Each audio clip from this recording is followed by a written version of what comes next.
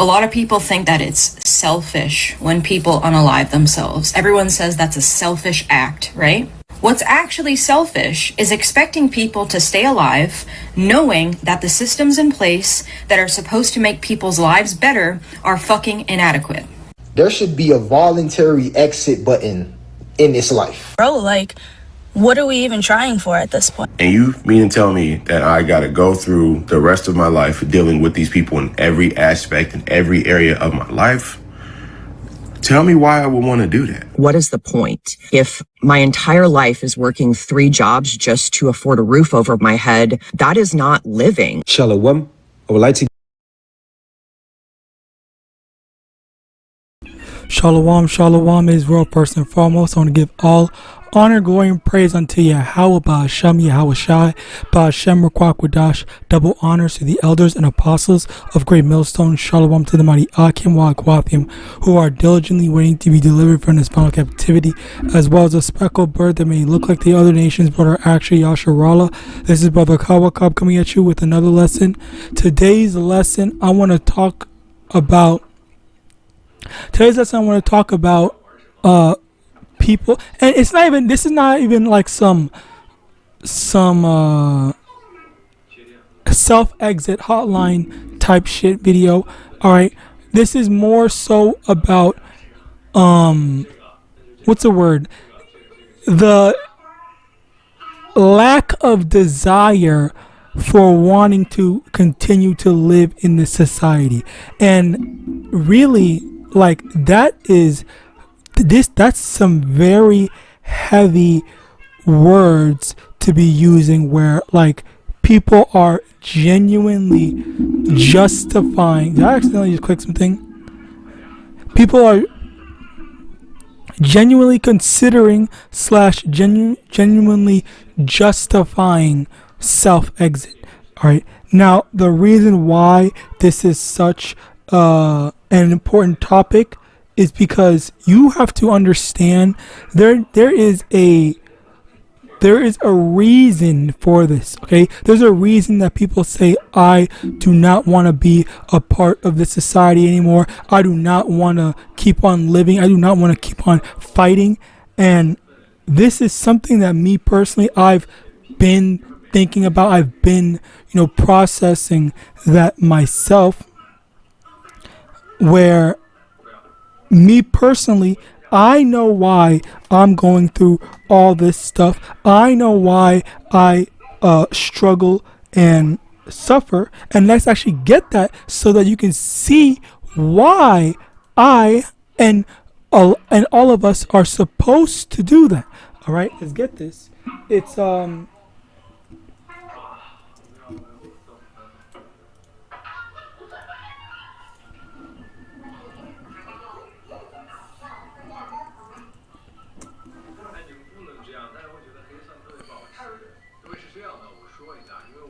so here, Matthew chapter 24, verse 13. But he that shall endure unto the end, the same shall be saved. And that's the main thing. We're not staying here because we see a future in Babylon. We're not staying here because, oh yeah, like it's all going to be worth it, or the things in this society, in this world, or whatever. There is a payoff, and I think that's the best term for me to use. A payoff. There is a payoff when it comes to YAHAWAH, but there is no payoff when it comes to Esau, Edom, and this, as well as the society, or not even just Esau, Edom, but this world in general. All right, and when I say there is no payoff, let me correct myself, because this is the thing. The fact of the matter, the fact still remains that yes, maybe sometimes it was sometimes people do get that fame, fortune, and that have their lives change around. All right, they used to be poor. Like a lot of these celebrities, they said they were poor before, and then now they have money. Now they're this, now they have that, or whatever. But But the thing about that is over here in Matthew chapter 6 verse 19, lay not up for those treasures upon earth where moth and rust doeth corrupt and where thieves break through and steal. And this is the thing here. These people are building for themselves carnal wealth that's perishable. Okay, not only perishable, but you can lose it. Okay, as in it could be stolen from you or it could fade. All right, that is the distinction. So when, let's say you manage to become famous, you become some sort of celebrity with money and status and people love you and stuff like that. Okay, sure.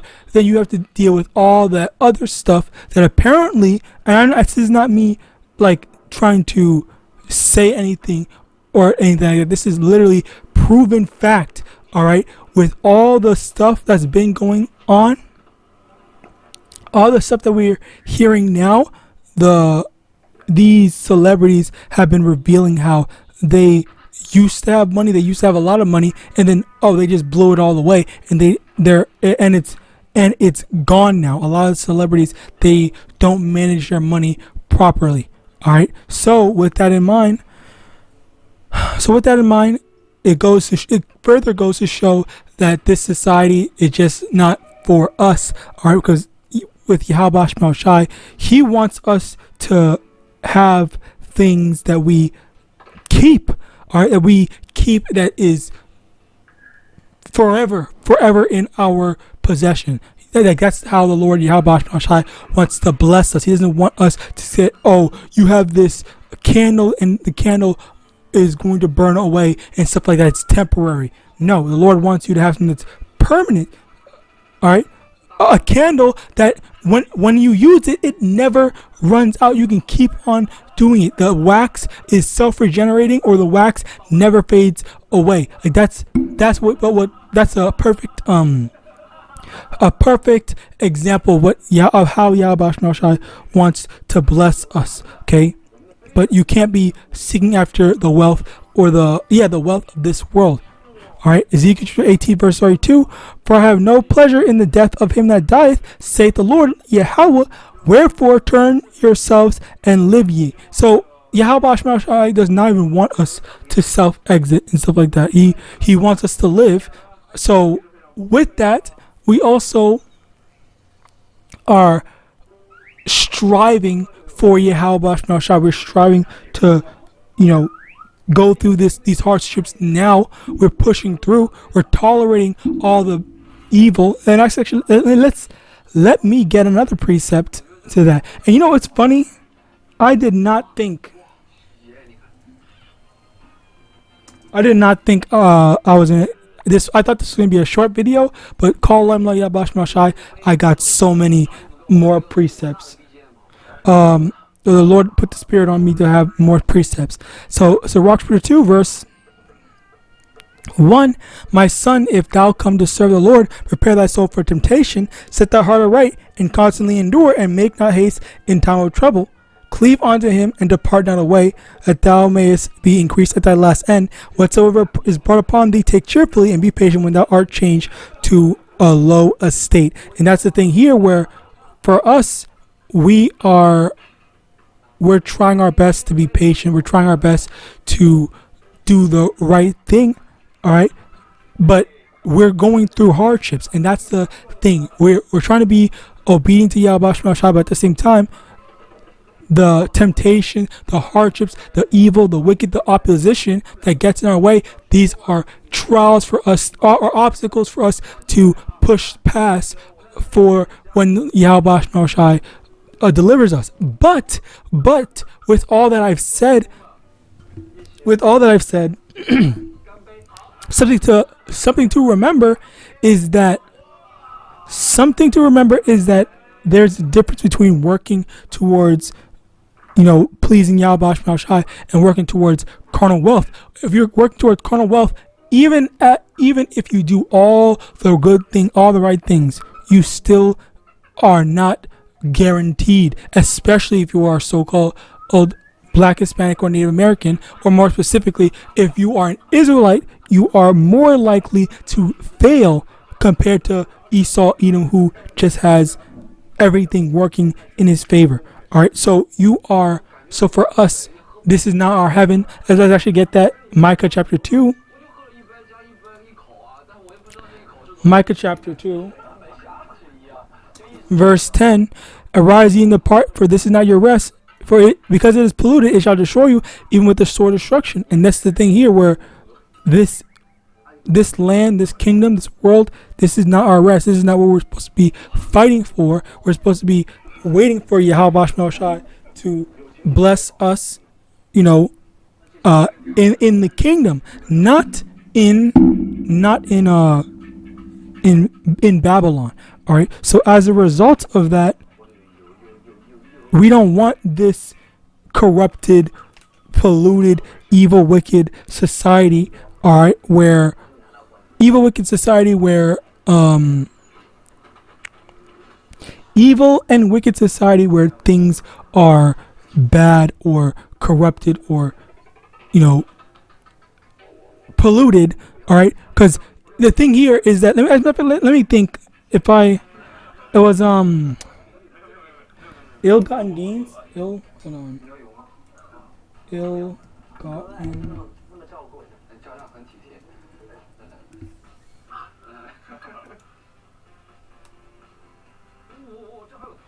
Proverbs 10 verse 2, treasures of wickedness profit nothing, but righteousness delivered from death. So basically, you being a part of being evil, being wicked or whatever, you're not going to profit from that in the sense of long term and stuff like that. And that's also a problem. That's also a problem because our people have gotten used to living in this society where they want instant gratification. They want the short-term thing. They don't think about tomorrow. All right. So continuing on, Proverbs 29 verse 2, when the righteous are in authority, the people rejoice, but when the wicked beareth rule, the people mourn. And this is what's going on here, where the people are mourning. Like, this is, how is it that in a society, all right, you have your citizens that are literally saying, you have your people that are literally saying that I do not want to live anymore. Like, this is supposed to be the land of the free, all this stuff. Like, that America is supposed to be that, but yet everyone is saying all this stuff. All right, everyone is saying all this stuff where, like, this is just depressing. I do not want to live anymore. I wish that there was a way. And it's just like, Slack, I don't know how to say. It's just really fucked up.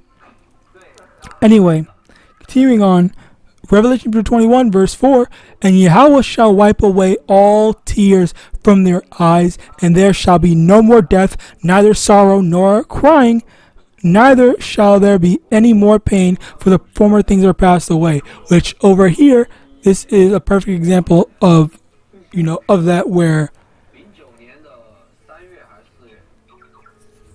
Slakia, this is a perfect example of we're waiting for the blessings from YAHAWASHI rather than the blessings from Esau Edom, because the fact of the matter is that Esau Edom, his blessings are temporal. His blessings are weak. His blessings, they fade away. But blessings from YAHAWASHI, they're always going to be there. All right, the Lord's not going to leave us high and dry. All right, so. Slucky. Another thing is that the scripture says that there's not going to be any more death. So all that depression, all those people saying, I'm sad. I lost my pet fish. I lost my friend, my parents, my son, my whatever. All right, all that. That's not going to happen anymore. The Lord's going to get rid of. He's going to abolish death as if it's a freaking law. All right, as if it's like that's so beautiful. And on top of that, sorrow and crying. Imagine never needing to cry anymore because you're only going to be happy. You're only going to be able to prosper and thrive. All right. Like that's beautiful.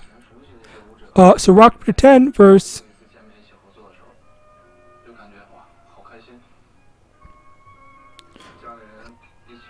3, an unwise king destroyeth his people, but through the prudence of them which are in authority, the city shall be inhabited.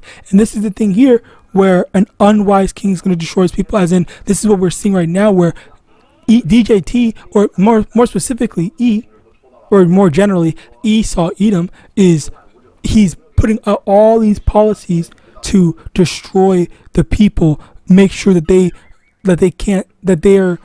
they're going to suffer, and they're gonna need a new policy, new laws, new systems in place to help them. So they're basically creating problems for them to quote unquote fix, but the solutions to those problems, the solutions to those problems are snares. All right, and speaking as a man here, I believe, I'm pretty sure what they're trying to do is they're trying to say, okay, well, you guys kept on complaining, saying, oh, you can't sustain yourself, you don't have money for this, then the third, or X, Y, and Z. So what we're gonna do, we're gonna give you a UBI, all right, but you just have to take this MOTB. You need to be a part of the digital system, and then you'll get free money every month, or whatever. However they'll do it. This is obviously not a one-to-one thing. I'm just I'm generalizing. All right. So continuing on, let's go to Ecclesiastes chapter 7 verse 7. Surely oppression maketh a wise man mad, and a gift to short the heart. And this is the thing here where you have people that are rich, they have money, but they don't understand or see how things are or what's going on. So as a result of that, they say, oh well, I have money, so the world is fine, it's perfectly fine. But they have that tunnel vision, or they only think about themselves rather than seeing the whole big picture. All right, now Exodus 23 verse 8, and thou shalt take no gift, for the gift blinded the wise and perverted the words of the righteous. Okay, so over here it says don't take a gift. The gift blinds the wise. And even if you are smart enough, because there are definitely some people that are smart, generally I'll say they don't seem to understand or comprehend the problems in society, because they're taken care of, they don't care about anyone else. All right, and it's not until, and I've seen this as a matter of fact, where people don't care about a problem unless it affects them specifically. All right, so that's why it's just like these devils, they just don't have any type of empathy. All right, so continuing on. Oh yeah, that's it. I pray this lesson was edifying. I want to give all honor, glory, and praises unto YAHAWAH, SHAMAIWAN, double honors to the elders and apostles of great millstone of Bodball. Shalom.